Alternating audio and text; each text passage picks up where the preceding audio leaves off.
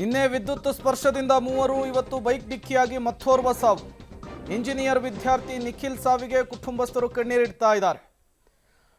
ನಿನ್ನೆ ಮೂವರು, ಇವತ್ತು ಒಬ್ಬ. ಎಲ್ಲರೂ ಕೂಡ ಯಶ್ ಅಭಿಮಾನಿಗಳು. ಮತ್ತು ಮೂವರು ಆಸ್ಪತ್ರೆಯಲ್ಲಿ ಟ್ರೀಟ್ಮೆಂಟ್ ಅನ್ನು ಪಡೀತಾ ಇದ್ದಾರೆ. ಸಹಜವಾಗಿಯೇ ಕುಟುಂಬಸ್ಥರ ಆಕ್ರಂದನ ಮುಗಿಲು ಮುಟ್ಟಿರುವಂತಹದ್ದು.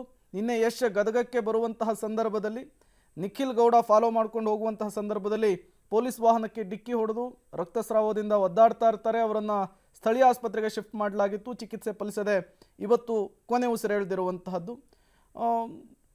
ಸಹಜವಾಗಿಯೇ ಇಷ್ಟದ ನಟ ಅಥವಾ ಆರಾಧಿಸುವಂತಹ ನಟ ನಮ್ಮೂರಿಗೆ ಬಂದಾಗ ಉತ್ಪ್ರೇಕ್ಷೆಗೊಂಡು ನೋಡಬೇಕು ಅನ್ನುವಂತಹ ಹಂಬಲದೊಂದಿಗೆ ಹೋಗಬೇಕು. ಆದರೆ ಈ ರೀತಿ ಜೀವವನ್ನು ಪಣಕ್ಕಿಟ್ಟು ಅವರ ವೆಹಿಕಲ್ಗಳನ್ನು ಫಾಲೋ ಮಾಡೋದು, ಈ ರೀತಿಯ ದುಸ್ಸಾಹಸಗಳಿಗೆ ಮುಂದಾಗೋದು ನಿಜಕ್ಕೂ ಕೂಡ ತಪ್ಪು. ಯಶ್ ಕೂಡ ನಿನ್ನೆ ಅದನ್ನೇ ಹೇಳಿದ್ದು, ತಿಳಿ ಹೇಳುವಂತಹ ಕೆಲಸವನ್ನು ಮಾಡಿದ್ರು, ಕಿವಿ ಮಾತನ್ನು ಹೇಳಿದರು. ಯಾರೂ ಕೂಡ ಈ ರೀತಿಯ ದುಸ್ಸಾಹಸಕ್ಕೆ ಕೈ ಹಾಕಬೇಡಿ. ಅಭಿಮಾನ ಕೇವಲ ಸಿನಿಮಾವನ್ನು ನೋಡಿ ಮೆಚ್ಚುಗೆಯಲ್ಲಿ ಇರಬೇಕೇ ಹೊರತು ಈ ರೀತಿಯ ಕೆಲಸಕ್ಕೆಲ್ಲ ಮುಂದಾಗಬಾರ್ದು ಅನ್ನುವಂತಹ ನಿಟ್ಟುಗಳಲ್ಲಿ ಮಾತನಾಡಿದರು. ಮತ್ತಷ್ಟು ಡೀಟೇಲ್ಸನ್ನು ಕೊಡ್ತಾರೆ ನಮ್ಮ ಗದಗದ ಪ್ರತಿನಿಧಿ ಭೀಮನಗೌಡ ಬಿ ಪಾಟೀಲ್ ನೇರ ಸಂಪರ್ಕದಲ್ಲಿ ಜಾಯಿನ್ ಆಗಿದ್ದಾರೆ. ಭೀಮನಗೌಡ, ನಿನ್ನೆ ಮೂವರು, ಇವತ್ತು ನಿಖಿಲ್ ಗೌಡ, ಒಟ್ಟು 4 ಜನ ಸಾವನ್ನಪ್ಪಿರುವಂತಹದ್ದು. ಕುಟುಂಬಸ್ಥರು ಏನು ಹೇಳ್ತಾ ಇದ್ದಾರೆ ಅಂತ?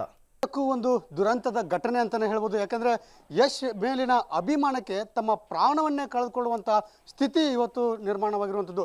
ನಿನ್ನೆ ಗದಗ ಜಿಲ್ಲೆಯ ಸೂರಿನಿ ಗ್ರಾಮದ 3 ಜನ ಯುವಕರು ಯಶ್ ಅನ್ನು ಬರ್ತ್ಡೇ ಮಾಡ್ಕೊಳ್ಳೋಕೆ ಹೋಗಿ ಡೆತ್ ಆದರು. ಜೊತೆಗೆ 3 ಜನ ಗಾಯಗಳಾಗಿದ್ರು.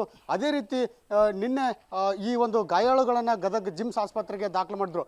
ಈ ಗಾಯಾಳುಗಳ ಆರೋಗ್ಯಕ್ಷೇಮ ವಿಚಾರಿಸಲು ಯಶ್ ಅವರು ಗದಗ ಜಿಮ್ಸ್ ಆಸ್ಪತ್ರೆಗೆ ಬಂದಂಥ ಸಂದರ್ಭದಲ್ಲಿ ಯಶ್ ನೋಡೋಕ್ಕೆ ಅವರ ಅಭಿಮಾನಿ ನಿಖಿಲ್ ಅನ್ನುವಂಥವನು, ಗದಗ ತಾಲೂಕಿನ ಬಿಂಕದಕಟ್ಟಿ ಗ್ರಾಮದ ಒಬ್ಬ ಅಭಿಮಾನಿ, ಅವನು ಯಶ್ ನೋಡಲು ಬಂದಂಥ ಸಂದರ್ಭದಲ್ಲಿ ವಾಪಸ್ ಅವ್ರನ್ನ ಚೇಂಜ್ ಮಾಡ್ಕೊಂಡು ಹೋಗುವಂಥ ಒಂದು ವೇಳೆ ಪೊಲೀಸ್ ಒಂದು ವಾಹನಕ್ಕೆ ಡಿಕ್ಕಿ ಹೊಡೆದು ಸ್ಥಳದಲ್ಲೇ ಗಂಭೀರವಾಗಿ ಗಾಯಗೊಂಡಿದ್ದ. ನಂತರ ಅವ್ರನ್ನ ಗದಗ ಜಿಮ್ಸ್ ಆಸ್ಪತ್ರೆಗೆ ದಾಖಲು ಮಾಡಲಾಯಿತು. ಅಲ್ಲಿ ಪ್ರಾಥಮಿಕ ಚಿಕಿತ್ಸೆಯನ್ನು ಕೊಡಿಸಿ ಹೆಚ್ಚಿನ ಚಿಕಿತ್ಸೆಗಾಗಿ ಖಾಸಗಿ ಆಸ್ಪತ್ರೆಗೆ ದಾಖಲು ಮಾಡಿದ್ರು. ಆದರೆ ಚಿಕಿತ್ಸೆ ಫಲಕಾರಿ ಆಗದೆ ಆ ನಿಖಿಲ್ ಕೂಡ ಸಾವನ್ನಪ್ಪಿರೋದು. ಹೀಗೆ ಕುಟುಂಬಸ್ಥರು ಒಂದು ರೀತಿ ಕಣ್ಣೀರಿನಲ್ಲಿ ಕೈ ತೊಳ್ತಾ ಇದ್ದಾರೆ. ಯಾಕಂದರೆ ನಿಖಿಲ್ ಕೂಡ 22 ವರ್ಷದ ಯುವಕ. ಅವನು ಇಂಜಿನಿಯರಿಂಗ್ ಫೈನಲ್ ಇಯರ್ ಓದ್ತಾ ಇದ್ದ. ಇಂಥ ಸಂದರ್ಭದಲ್ಲಿ ಇನ್ನೇನೋ ಫೈನಲ್ ಇಯರ್ ಮುಗೀತು, ನನ್ನ ಮಗ ಏನಾದರೂ ಒಂದು ಜಾಬ್ ಮಾಡ್ತಾನೆ, ಏನಾದರೂ ಒಂದು ಸಾಧನೆ ಮಾಡ್ತಾನೆ ಅಂತ ಕುಟುಂಬಸ್ಥರು ಅಂದ್ಕೊಂಡಿದ್ರು. ಆದರೆ ಇಂಥದ್ದೊಂದು ದುರ್ಮರಣಕ್ಕೆ ಈಡಾಗಿರೋದು ನಿಜಕ್ಕೂ ಕುಟುಂಬಕ್ಕೆ ಒಂದು ರೀತಿ ಶಾಕ್ ಆಗಿದೆ ಅಂತಲೇ ಹೇಳ್ಬೋದು. ಕುಟುಂಬಸ್ಥರು ಕೂಡ ಒಂದು ರೀತಿ ಕಣ್ಣೀರಲ್ಲಿ ಕೈ ತುಳಿಯುವಂಥ ಕೆಲಸ ಕೂಡ ಈಗ ಆಗ್ತಾ ಇದೆ. ಇವತ್ತು ಯಶ್ ಮೇಲಿನ ಅಭಿಮಾನಕ್ಕೆ ಗದಗ ಜಿಲ್ಲೆಯಲ್ಲಿ 4 ಜನ ಯುವಕರು ಪ್ರಾಣವನ್ನು ಕಳೆದುಕೊಂಡಂಥದ್ದು ಕಂಡು ಬರ್ತಾ ಇದೆ. Prem. Okay, thank you Bhimanagouda ತಮ್ಮೆಲ್ಲ ಮಾಹಿತಿಗಾಗಿ.